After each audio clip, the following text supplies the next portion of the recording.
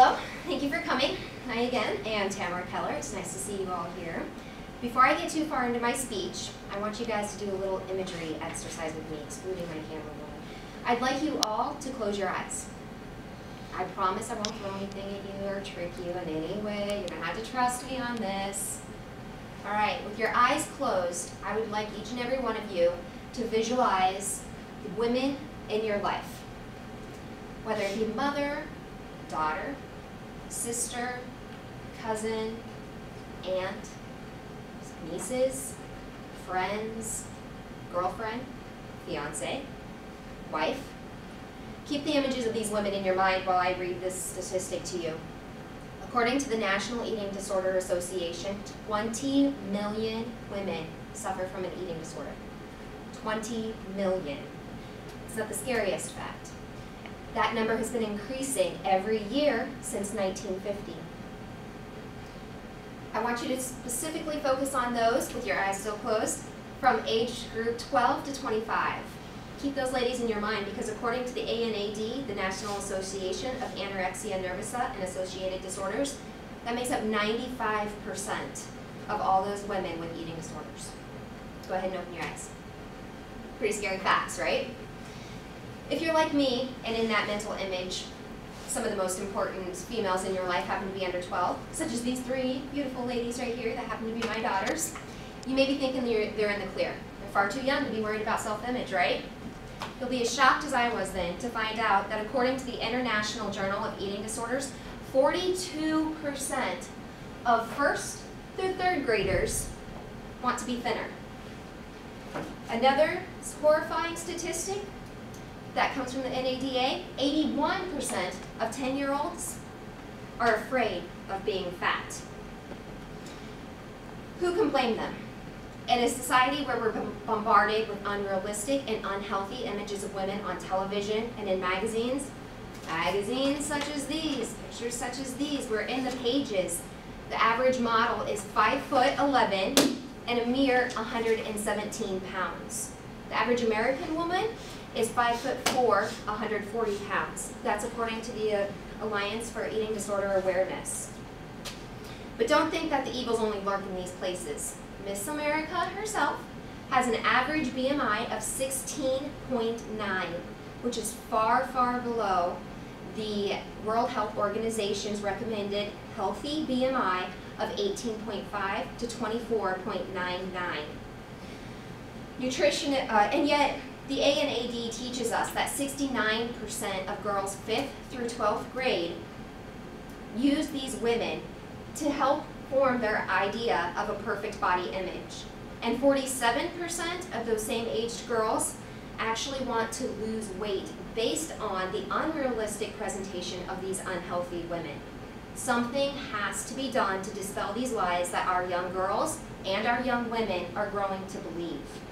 If we don't fix this in our society, the health risks that are posed to our youth can be very grave. Eating disorders cause grave damage to a body that's trying to develop in the adolescence years. Also, it can cause an array of problems well into adulthood.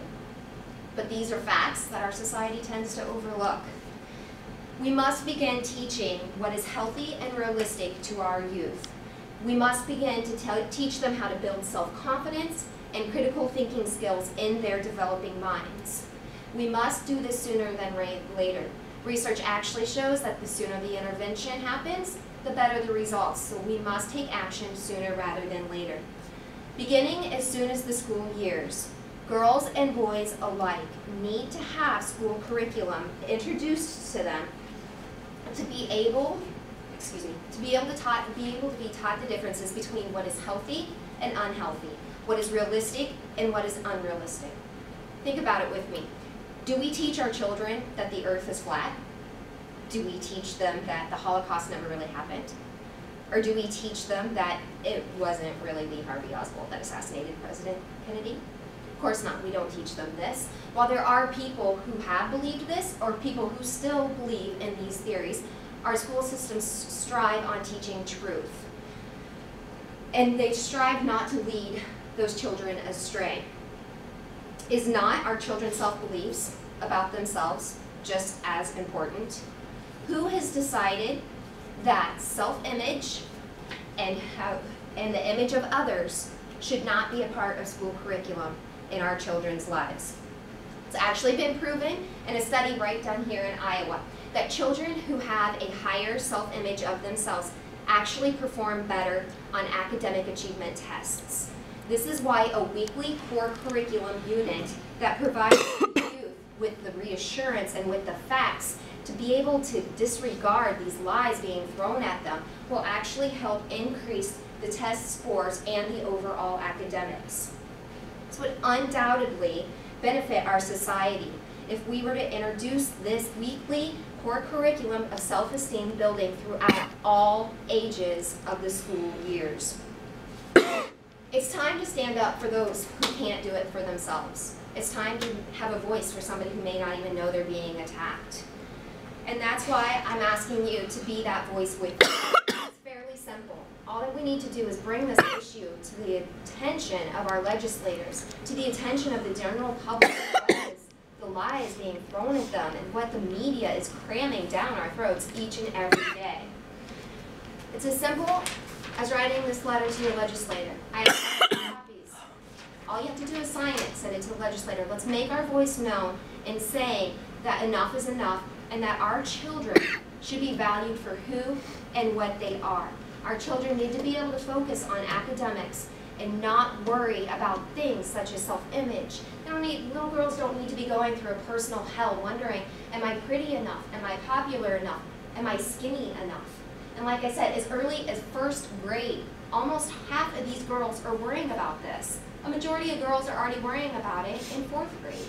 It's unacceptable and it needs to be changed. So please join with me, sign this letter. I can help you find your legislator if need be, and we can send them off and get this changed today. Thank you.